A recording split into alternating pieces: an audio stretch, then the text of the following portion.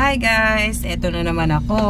So, today, ituturo ko sa inyo kung paano magkaroon ng eyelid. Para to dun sa mga singkit na walang eyelid. Ako naman, meron sa kabila. Ang kaso, hindi siya pantay. Tinan nyo guys, oh. Diba? Pangit. Kaya ngayon, nakakita ako ng solusyon dyan. Eh, mahilig kasi ako sa mga pumunta sa Japanese store. Yan, bibili kasi mura doon. Magaganda kasi yung gamit ng Japan. Mura na, tapos maganda pa. So, ito yung nakita ko guys. So, ayan o. Mura lang yan guys. 88 pesos. Madali pati siyang ilagay. Iba to eh. Iba to dun sa ginagamit ko. Yung dati ko kasi ginagamit is papel lang. Ito oh. Ito yung ginagamit ko dati pa. Ginupit ko to kasi mahaba siya eh. Ginupit ko sa gitna. Eh ang kailangan ko lang naman is yung sa side ng mata ko para magpantay. Nung una nilagay ko siya ng buo, ang nangyari lalo siyang hindi naging pantay. Yung kabila kong mata is talagang totally nagkaroon ng eyelid compare dito. Ang sagwang tignan. So ngayon susubukan natin to. Subukan natin siya. Guys, eto siya oh. Ayan ang itsura niya. Ang matagalan na to. Hindi ka nalugi do sa 88 pesos. Pero depende pa rin. Depende pa rin kung dalawang mata mo lalagyan. Eh sa akin, okay na to kasi isang mata lang naman na lalagyan ko. So anyway, eto na siya guys. Kukuha ako ng isa, tapos lalagay ko sa mata ko. Meron kang pupunitin dito sa kabilang. May pupunitin ka dito sa side para madali mo siyang makuha. Pupunitin mo lang siyang ganyan. Para siyang double-sided tape. Yung ginagawa ko, tinatanggal ko na yung pinaka-papel sa una, tapos ginagamitan ko ng tsane.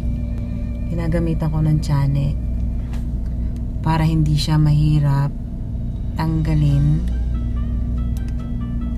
Yan, katulad nito, medyo ayaw niya matanggal. Ito yung pinaka-papel niya guys.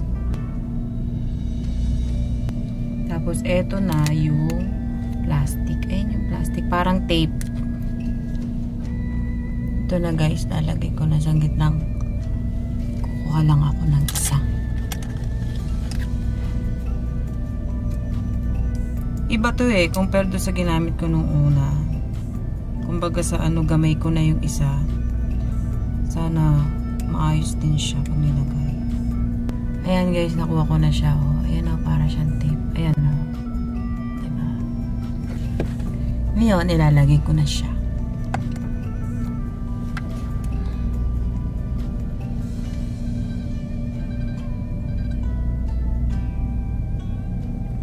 Ang ginagawa ko kasi dapat kalahati lang. Ang kaso mo ito mahaba. Dito ako nag-i-start sa may gitna. Kasi yun lang naman ang kailangan ko. Dito ako nag-i-start sa gitna. And then, ayan, nailagay ko na siya eh. Ayan. Nailagay ko na, tapos ipupush ko lang ito paloob. Tapos titingin ako ng ganyan. And that's it. O diba? Pantay na yung mata ko. Meron na akong konting eyelid dito. Diba? Diba ayos na oh. Yun nga lang, minsan pagka kuwari titingin ka sa baba, yan, titingin ka sa baba, akala mo may tape, makikita nila may tape. Diba kahit papano, nagpantay na siya yung pinakamata ko. Pag nilalagay ko to is after kong mag-makeup. Kasi, pag nilagay ko kaagad, hindi ko maiayos yung pag-makeup ko. Lalo na pag nalagay ako na eyeshadow. Anong nangyari na po, nag-iiba yung style yung gagawin kong paglalagay na eyeshadow. Yun lang muna guys. Thank you for watching. Don't forget to subscribe on my channel, and if you have a comment, comment down below. Huwag kayong mahiya. Thank you. Bye!